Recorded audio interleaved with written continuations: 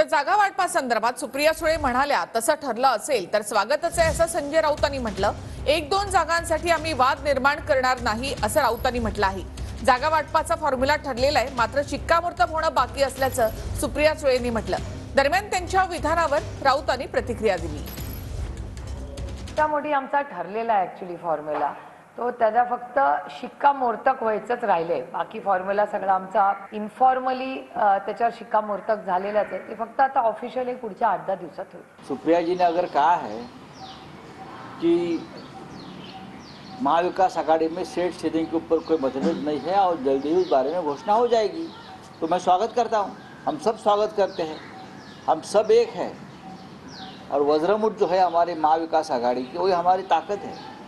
1-2 seat के लिए हम कोई तणाव निर्माण नहीं करेंगे हमारे आघाड़ी में। काँग्रेसचे वरिष्ठ दिल्लीतले आणि उद्धव ठाकरे यांच्यामध्ये नेहमी चर्चा होत असते। मी मागे म्हणालो की दोघांमध्ये उत्तम संवाद आहे।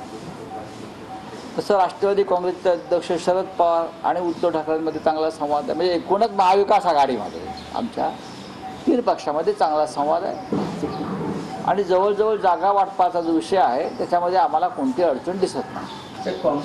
आणि भविष्यामध्ये जर आम्हाला गरज पडली तर नक्कीच आम्ही दिल्लीत जाऊ आणि जर काँग्रेसचा काही विषय असेल जागा वाटपासंदर्भात तर तो आम्ही दिल्लीत बसून सोडवू। जागा वाटपावरून काँग्रेस आणि शिवसेनेमध्ये महाविकास आघाडीत वाद रंगलेला आहे, तर या जागा वाटपावर नेमकं काँग्रेसची भूमिका काय राहणार आहे? कुठलाही वाद आघाडीमध्ये नाही आणि एकदम शांततेनं आमच्या जागा वाटपाचा प्रश्न